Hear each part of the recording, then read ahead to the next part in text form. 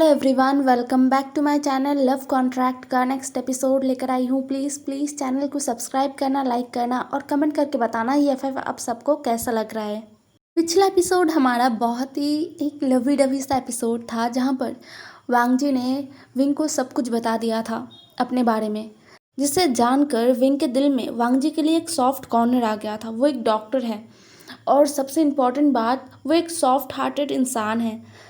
उसके अंदर इमोशन भर भर के है। शायद इसीलिए वो वांग जी का पेन समझ पा रहा था, या फिर शायद ये भी वजह हो सकता है कि विंग ने अपने बचपन में ही मदर को खो दिया था। फिर उसका फादर अपने दूसरे फैमिली के साथ खुश रहते हुए उसे इग्नोर करने लगा। तो विंग ने भी बचपन में पेन को देखा है, सहा है। अपनी मदर को खोने का पेन उसने भी सहा है। शायद यही वजह है कि विंग और भी अच्छे तरीके से वांग जी का पेन समझ पाया। इसी के साथ विंग और वांग जी थोड़ा करीब आए। देखकर ही पता चल रहा था कि विंग अब वांग जी के साथ कंफर्टेबल हो रहा था। वांग जी और विंग सुबह का ब्रेकफास्ट ख़त्म करके घर से निकल गए थे। वांग जी आज खुद विंग को उसके कॉलेज ड्रॉप करने वाला है। वांग जी विंग के लिए आज खुद ड्राइव कर रहा था। विंग वांग जी के पास ही बैठा था और वो दोनों ऐसे नॉर्मली बात करते हुए जा रहे थे। हालांकि उनके आगे पीछे काफ़ी सारे कार्स थे जिनमें बॉडीगार्ड्स भरे हुए थे, बट फिर भी कल की तरह विंग को अनकंफर्टेबल फील नहीं हो रहा था। विंग और वांग जी विंग के कॉलेज के सामने चले गए थे। कॉलेज गेट के सामने वांग जी ने अपना कार स्टॉप किया। विंग जो चुपचाप बैठा हुआ था, विंग ने देखा आगे पीछे जितने कार्स थे ना, वो भी वही रुक गए थे। आसपास जितने भी स्टूडेंट्स कॉलेज में थे और जा रहे थे अंदर, वो सब खड़े हो गए थे, देख रहे थे कि कौन आया है, इतना अमीर कौन है इस कॉलेज में जो ऐसे कॉलेज आ रहा है। सब क्यूरियस थे। विंग उन सब के क्यूरियसिटी भरी नज़रों को फील कर पा रहा था, इसलिए विंग थोड़ा एम्बैरेस हो गया था। उसे शर्म आ रहा था। उसने अपने सर को झुका लिया। वांग जी ने विंग के सर पर पैट किया और बोला, डोंट वरी, तुम्हें आदत नहीं है इसीलिए तुम्हें एम्बैरेसिंग लग रहा है, बट धीरे धीरे तुम्हें आदत हो जाएगा। विंग ने वांग जी की बातों को सुना और अपना सर हाँ में हिला दिया और फिर धीरे से कार का डोर अनलॉक करने लगा। वांग जी ने विंग को तुरंत खींच लिया। विंग बहुत ही ज़्यादा हैरान हो गया था क्योंकि वो अभी बाहर निकलने वाला था, तभी वांग जी ने खींचा ना। लेकिन वो हैरान होकर कुछ कहता उससे पहले ही वांग जी ने विंग का लिप्स कैप्चर कर लिया। वांग जी विंग को बहुत ही सॉफ्टली किस कर रहा था, बहुत ही जेंटली। विंग उसको फील कर पा रहा था। विंग ने पहले प्रोटेस्ट किया, वांग जी के चेस्ट पर हिट किया जिससे वांग जी उससे दूर हो जाए, बट वांग जी का इतना सॉफ्ट नेचर देखकर विंग खुद भी रिस्पॉन्स करने लगा। बट ये किस ज़्यादा देर तक नहीं चला। वांग जी खुद विंग से बहुत ही जल्दी अलग हो गया। विंग सेटिस्फाई नहीं हुआ था, बट वो मुंह खोलकर बोल थोड़ी सकता है, इसलिए वो बस वांग जी से अलग हो गया। आई नो तुम्हें और चाहिए, तुम सेटिस्फाई बिल्कुल नहीं हुए, बट मैं क्या करूं, अगर मैं थोड़ा और देर तक इसे कंटिन्यू करता तो तुम आज कॉलेज नहीं जा पाते और ना ही मैं ऑफिस जा पाता। वांग जी का बात सुनकर विंग के कान से धुआं निकलने लग गया था। उसका कान एकदम लाल हो गया था और उसका चीक्स भी रेड हो गया था। वो वांग जी की आंखों में देख ही नहीं पा रहा था। विंग बिना कुछ बोले तुरंत गाड़ी से निकल आया। निकलते ही उसके आसपास दो बॉडीगार्ड आके खड़े हो गए थे। ये वही बॉडीगार्ड्स थे जो कल विंग के साथ थे। विंग ज़्यादा कुछ नहीं बोलता, वो कॉलेज गेट की तरफ बढ़ गया। कॉलेज गेट से विंग जैसे ही अंदर चला गया, वैसे ही सारे कार्स एक एक करके निकल गए वहाँ से। सारे स्टूडेंट्स विंग को मुंह खोले देख रहे थे क्योंकि ऑब्वियसली कॉलेज के सारे स्टूडेंट्स ही विंग को जानते हैं। विंग एक बहुत टैलेंटेड स्टूडेंट है एंड उससे भी बड़ी बात, सबको ये बात अच्छे से पता है कि विंग स्कॉलरशिप के चलते इस कॉलेज में है। तो फिर उसके पास इतना पैसा आया कहाँ से है, सब गॉसिप कर रहे थे। कल भी विंग एक महंगी कार में आया था। हालांकि विंग के पीछे जो बॉडीगार्ड्स के कार आ रहे थे ना, वो बाहर ही रुक गए थे, इसलिए कॉलेज के स्टूडेंट्स उन कार को नहीं देख पाए थे। बट आज सारे कार्स एकदम कॉलेज के गेट के सामने आके रुके थे ना, और आज विंग जिस कार से आया था वो कल से भी ज़्यादा महंगा कार है। ये सोचते हुए सारे लोग आपस में गॉसिप कर रहे थे। विंग को देख देख कर विंग को अजीब लग रहा था, बट किसी में भी हिम्मत नहीं था कि कुछ भी ज़ोर से या फिर विंग के करीब आके पूछे या बोले। क्योंकि विंग के पीछे 2 हट्टे-कट्टे बॉडीगार्ड्स थे। उन्हें देखकर ही सबको डर लग रहा था, इसलिए सब दूर से ही गॉसिप कर रहे थे। विंग को बुरा तो लग रहा था, अजीब फील हो रहा था, बट उसने इन सारी चीज़ों पर ध्यान देना बंद किया और आगे बढ़ गया। सामने ही उसे निये हुएसांग मिला। निये हुएसांग विंग को देखकर एक्साइटेड तो हो गया, लेकिन तुरंत ही उसका एक्साइटमेंट एकदम फुस हो गया विंग के पीछे 2 बॉडीगार्ड्स को देखकर। कल इन दोनों बॉडीगार्ड्स ने निये हुएसांग को बहुत डराया था। निये हुएसांग विंग के करीब भी नहीं जा पा रहा था, तो आज निये हुएसांग विंग से थोड़ा दूर ही खड़ा था। यह देखकर विंग को बुरा लगा। विंग ने दोनों बॉडीगार्ड्स की तरफ देखा, जो अपने नज़रों को झुकाकर विंग के पीछे पीछे चल रहे थे। विंग ने एक गहरा सा ब्रेथ लिया और कहा, निये हुएसांग आओ मेरे पास। निये हुएसांग जो डरा हुआ था, लेकिन विंग की बातों को सुनकर धीरे धीरे आगे बढ़ गया। आज दोनों बॉडीगार्ड्स निये हुएसांग को नहीं रोकते। निये हुएसांग ये देखकर एक ब्रेथ रिलीफ वाला ब्रेथ निकालता है और फिर कहता है, ओ गॉड, मैं बहुत डरा हुआ था, मुझे लगा मैं तुमसे दोबारा कभी ऐसे नहीं मिल पाऊंगा। बोलकर निये हुएसांग विंग को गले लगा लेता है। विंग ने भी निये हुएसांग को गले लगा लिया। बट अचानक से ही निये हुएसांग विंग से 2 कदम पीछे हट गया, शॉक्ड के मारे। वो इतना शॉक्ड था कि वो रिएक्ट करना भूल चुका था। उसका फेस देखकर विंग को थोड़ा अजीब लगा। विंग ने पूछा, क्या हुआ निये हुएसांग? निये हुएसांग बहुत ही हैरान था। वो हैरानी से कहता है, ये क्या है? तुम मार्क कब हुए? और निये हुएसांग और कुछ बोल पाता उससे पहले ही विंग ने अपने नेक को टच किया। उसे याद आया कि वो आज अपने नेक को ढक कर आना तो भूल ही गया। खैर, याद भी कैसे रहता, आज सुबह से जो कुछ भी हो रहा था और उसके बाद वांगजी और उसके बीच जो कुछ प्यारे मोमेंट हुआ था, उसके बाद तो विंग के दिलो दिमाग से ये ख्याल निकल ही गया था। विंग शॉक्ड हो गया था, उसे समझ नहीं आ रहा था कि वो क्या जवाब दे निये हुएसांग को। निये हुएसांग जो बहुत ही हैरान था, अभी वो हैरानी से विंग को देखे जा रहा था। विंग ने निये हुएसांग का हाथ पकड़ा और बोला, मैं तुम्हें बताता हूँ ना सब, अभी चलो क्लास में चलो। ये बोलकर विंग निये हुएसांग का हाथ पकड़ता है और उसे लेकर क्लास के अंदर चला जाता है। पूरे क्लास के दौरान निये हुएसांग शॉक्ड था। वो शॉकिंगली बार बार बस विंग को देख रहा था। विंग को अजीब लग रहा था बहुत ज़्यादा।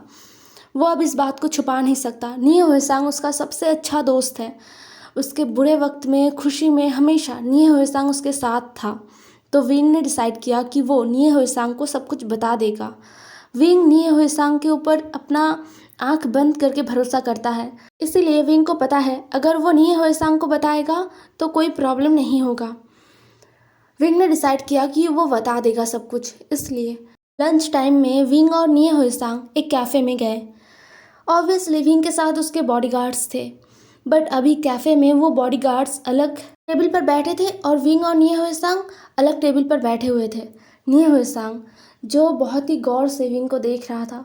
विंग को समझ नहीं आ रहा था कि वो कहाँ से शुरू करे, लेकिन बताना तो उसे है, इसलिए उसने अपने आँखों को बंद किया और एक गहरा सा सांस लिया। फिर वो एक एक करके निये हुएसांग को सब कुछ बता देता है, कैसे विंग ने एक स्ट्रेंजर के साथ नाइट स्पेंड किया, उसी ने विंग को मार्क किया, और फिर कैसे उसी स्ट्रेंजर के साथ विंग ने अचानक से शादी कर लिया। ये सब कुछ बताते हुए विंग निये हुएसांग का एक्सप्रेशन देख रहा था, जो बहुत बहुत ज़्यादा शॉकिंग था। और निये हुएसांग बस विंग को देखे जा रहा था, अपने आँखों को फाड़ कर, अपना मुंह खोल कर देख रहा था। हद तो तब हुआ जब विंग ने उस स्ट्रेंजर का नाम निये हुएसांग के सामने लिया। विंग ने कहा, वो लान वांगजी है। लान वांगजी का नाम सुनकर निये हुएसांग को पहले कुछ समझ नहीं आया। उसको लगा कि कोई नॉर्मल बंदा होगा, लेकिन विंग के पास 2 बॉडीगार्ड्स बैठे हुए थे। उन्हें देखकर अब निये हुएसांग का जो हैरानी का लेवल है ना, वो एकदम पीक पर चला गया। वो उठकर खड़ा हो गया और चिल्लाते हुए कहा, क्या मतलब है तुम्हारा? तुम सोच समझकर बात कर रहे हो ना विंग? तुम लान वांगजी के बारे में बोल रहे हो, I am right? Lan Wangji, Lan corporation का सेकंड CEO, जिसका नाम वर्ल्ड के सबसे यंग और हैंडसम बिजनेसमैन में सबसे पहले आता है, और रूडनेस में भी। ये सुनकर विंग ने एक गल्प किया और अपना सर हाँ में हिला दिया। विंग का चेहरा बहुत ही मासूम लग रहा था। निये हुएसांग विंग की तरफ गुस्से से देख रहा था। उसने टेबल पर अपना हाथ जोर से मारा और वो उठकर खड़ा हो गया। उसने कहा, आर यू सीरियस विंग? तुम ऐसा कैसे कर सकते हो? तुमने मुझे बताया भी नहीं। ओ गॉड। आसपास के टेबल में जितने भी लोग थे ना, सब निये हुएसांग को बहुत ही अजीब तरीके से देख रहे थे, क्योंकि निये हुएसांग ऐसे चिल्ला रहा था। विंग थोड़ा एम्बेरस हो गया। उसने निये हुएसांग का हाथ पकड़ा, उसे बिठाया। फिर निये हुएसांग को शांत करते हुए बोलने लगा, हुएसांग मैं तुम्हें बताने वाला था, बट मैं क्या करूं, ये सब कुछ इतना जल्दी जल्दी हुआ कि मुझे कुछ बताने का वक्त ही नहीं मिला। आई एम सॉरी, तुम मुझसे प्लीज़ गुस्सा मत हो। निये हुएसांग अपना मुंह फुला लेता है और कहता है, मैं तुम्हारा बेस्ट फ्रेंड हूँ, तुमने बताया भी नहीं कि तुमने शादी कर लिया, और अब तुम ये एक्सक्यूज़ दे रहे हो कि तुम्हें समय नहीं मिला। कब मिलता समय तुम्हें? जब तुम एक बेबी को लेकर आते मेरे सामने और बताते, निये हुएसांग मैंने शादी कर लिया और मेरे पास एक बेबी भी आ गया, अब जाके मुझे तुम्हें बताने का समय मिला। हुएसांग को नाटक करते हुए देख कर ना, दो बॉडीगार्ड्स जो विंग के साथ थे, वो दोनों बीटास थे। वो दोनों बस निये हुएसांग को घूरे जा रहे थे। एक तो ये निये हुएसांग, ये ओमेगा उनके यंग मास्टर के सामने चिल्लाकर बात कर रहा है, ऊपर से ऐसे नाटक भी कर रहा है।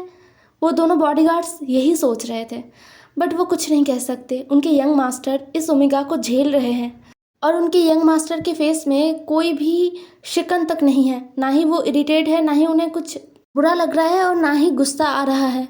तो वो दोनों बॉडीगार्ड्स क्या ही कर सकते हैं, इसलिए वो चुपचाप बैठे थे।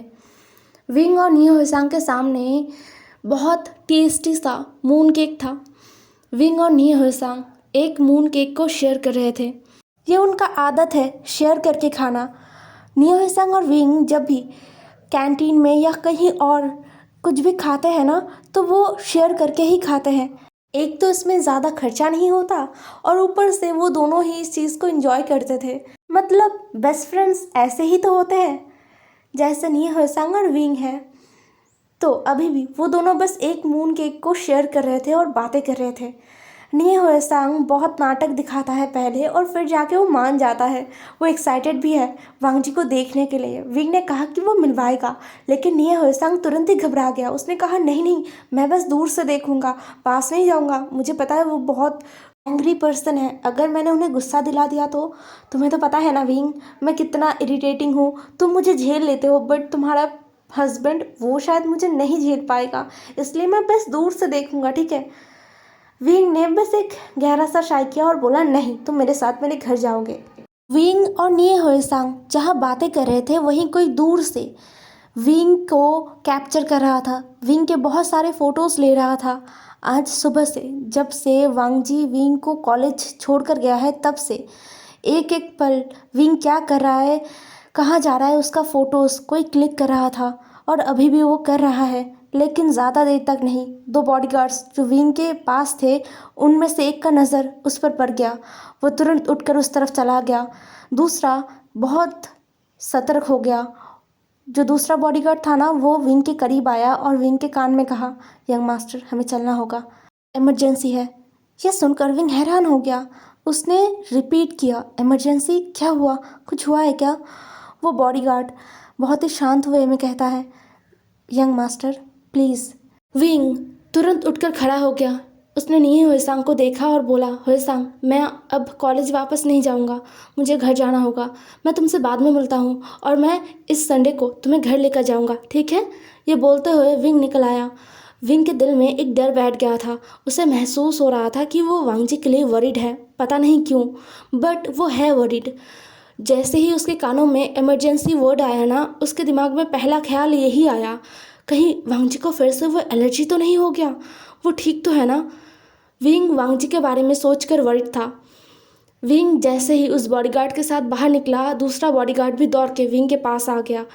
तुरंत उसके लिए कार का डोर खोल दिया गया और विंग कार में जाके बैठ गया। वो दोनों बॉडीगार्ड्स शांत थे, एकदम शांत। वो विंग को लेकर सीधा वांगजी के विला में गया, बट विंग बिल्कुल भी शांत नहीं था। विला में आने के बाद वो हर जगह वांगजी को ढूंढने लगा। एक मेड को बुलाकर उसने पूछा, वांगजी कहाँ पर है? वो मेड हैरानी से कहता है, यंग मास्टर, मास्टर तो अभी ऑफिस में होंगे, वो घर क्यों आएंगे? ये सुनने के बाद विंग हैरानी से अपने मन में कहता है, तो फिर कैसा इमरजेंसी है जिसकी वजह से वो बॉडीगार्ड्स मुझे ऐसे लेकर आए? विंग और कुछ सोच पाता उससे पहले उसके फ़ोन में कॉल आया। वांग जी ने कॉल किया था। विंग ने कॉल रिसीव किया। वो वॉरिड था। उसने कहा, वांग जी, तुम ठीक तो हो ना? क्या तुम्हें फिर से एलर्जी हुआ? तुम थोड़ा अपना ध्यान क्यों नहीं रखते? अब कैसे, किसने तुम्हें छुआ है?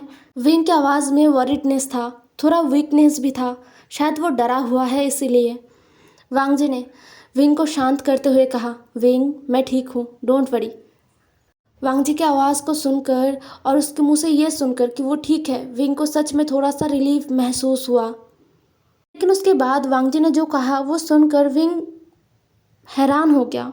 वो सोचने लगा कि क्या मतलब, क्योंकि वांग जी ने कहा, विंग, तुम अब आराम करो, मैं जल्द घर आ जाऊंगा। आज हमारे घर में मेहमान आने वाले हैं, तो उनके आने से पहले आराम कर लो। ये कहकर वांग जी ने कॉल कट कर दिया। विंग को कुछ और बोलने का मौका ही नहीं दिया। विंग हैरान हो गया। वो हैरानी से सोचने लगा कि कौन आने वाला है, कौन सा मेहमान। विंग बहुत परेशान हो गया था, लेकिन उसके पास कोई जवाब नहीं था। उसे पता है जब तक वांग जी नहीं आने वाला तब तक उसे कोई जवाब नहीं मिलने वाला है। इसलिए विंग सीधा अपने कमरे में चला गया। उसने ऑब्वियसली कैफ़े में कुछ खा लिया था हल्का फुल्का, तो उसे भूख नहीं है। वो बेडरूम में जाता है, फ्रेश होता है और बेड पर आके लेट जाता है। लेटे हुए विंग बस यही सोचे जा रहा था कि कौन आने वाला है, कौन से मेहमान आने वाले हैं। ये सोचते हुए विंग सो गया। दूसरी तरफ वांग जी एक बड़े से मीटिंग हॉल में बैठा हुआ था। उस हॉल में लगभग 50 लोग थे। सभी बड़े बड़े कंपनीज से आए हुए थे। कुछ लैंड कॉरपोरेशन के बोर्ड मेंबर्स थे। सभी हैरानी से बस वांग जी को देखे जा रहे थे, क्योंकि मीटिंग के बीचों बीच वांग जी के पास एक कॉल आया था। वांग जी ने उस कॉल को अटेंड किया। दूसरी तरफ से कुछ बोला गया वांग जी को। फिर वांग जी ने कॉल कट करके खुद से किसी को कॉल किया और अब वो ये सब बोल रहा था। लान वांग जी किससे बात कर रहा था ऐसे? लान वांग जी का आवाज़ बहुत ही शांत और ठंडा होता है, जो सुनकर लोग कांपने पर मजबूर हो जाते हैं। लान वांग जी के पास अपनी उम्र से ज़्यादा तजुर्बा है और इस बात का लोहा पूरा दुनिया मानता है। इसीलिए उसके सामने कोई भी कुछ बोलने का हिम्मत नहीं करता। आज के मीटिंग में भी वांग जी बहुत डिसअपॉइंटेड था। वो लगभग सब पर चिल्ला रहा था। हालांकि उसका चिल्लाना दूसरों के चिल्लाने जैसा नहीं था। वो बहुत कड़क शब्द बोल रहा था। उसके शब्दों में समझ आ रहा था कि वो कितना गुस्सा है। वो गला फाड़ कर चिल्लाने में भरोसा नहीं करता। कुछ तीखे शब्द थोड़े तेज़ आवाज़ में बोलना, यही लान वांग जी का आदत है जब वो बहुत गुस्से में होता है। अभी भी वो उसी गुस्से में था, लेकिन कॉल आने के बाद और फिर लान वांग जी ने जिसे कॉल किया उससे जिस लहजे में बात किया, ये देखने के बाद सभी हैरान हो गए थे। सभी आपस में बातें कर रहे थे कि लान वांग जी किससे इतना नरम होकर बातें कर रहे थे। क्या वो लान वांग जी का पार्टनर है? ओ गॉड, इस बारे में किसी को कुछ पता है क्या? सब आपस में यही बोल रहे थे। लान वांग जी को इतना कामली, इतना सॉफ्टली किसी से बात करते हुए वहाँ पर जितने भी लोग हैं ना, वो लोग पहली बार देख रहे थे। ज़्यादातर लोग जो वहाँ पर बैठे हुए थे वो सभी कई सालों से वांग जी के साथ काम कर रहे थे। वो भी हैरान हो गए थे, क्योंकि वांग जी इस लहजे में अपने अंकल और ब्रदर से भी बात नहीं करता, जिस लहजे से उसने किसी को कॉल किया था और बात किया। तो सभी गॉसिप करने लगे थे। वांग जी ने सबकी तरफ एक बार अपनी ठंडी नज़रों को फेरा, जिससे सभी शांत हो गए थे। अब वांग जी दोबारा अपने उसी कड़क अवतार पे आ गया था। वो सब पर धोस जमा रहा था शांति से, और सब बहुत ही मुश्किल से वहाँ पर बैठ पा रहे थे। सबके रोंगटे खड़े हो रहे थे। लगभग 2.5 घंटे तक मीटिंग चला, फिर जाके मीटिंग एंड हुआ। मीटिंग के बाद वांग जी उस रूम से अपना फुल एनर्जी लेकर ही निकल गया था, लेकिन बाकी जो लोग थे ना, वो सब अधमरे होकर पड़े हुए थे, जैसे कि वांग जी ने उनके अंदर से सारा एनर्जी सोख लिया है। ऑफिस से निकलने के बाद वांग जी सीधा घर के लिए निकल गया था। गाड़ी में एकदम सन्नाटा था। वांग जी गुस्से से अपने टैब में देख रहा था। उसके टैब में विंग के फोटोज़ भरे पड़े हुए थे, जो आज दिन का था। वांग जी अपना गुस्सा कंट्रोल करते हुए टैब को बंद करता है और कहता है, आपको मिलना है ना मेरे ओमेगा से, मैं ज़रूर मिलवाऊंगा। ये कहते हुए वांग जी ने अपने आँखों को बंद कर लिया। कुछ ही देर में वांग जी घर पहुँच गया था। घर जाने के बाद वांग जी सीधा अपने बेडरूम में गया, जहाँ पर जाके उसे सच में सुकून मिला था। उसे जो अभी गुस्सा आ रहा था ना, वो सब कहीं हवा हो गया था, क्योंकि उसने विंग को देखा जो शांति से सो रहा था। वांग जी आगे आया, फिर उसने विंग का हेड सहलाया और कहा, डोंट वरी, मैं हूँ तुम्हारे साथ। हे एवरीवन, आज का एपिसोड यहीं पर ख़त्म होता है। नेक्स्ट एपिसोड में मिलते हैं। ज़रूर बताना आज का एपिसोड कैसा लगा। Bye bye.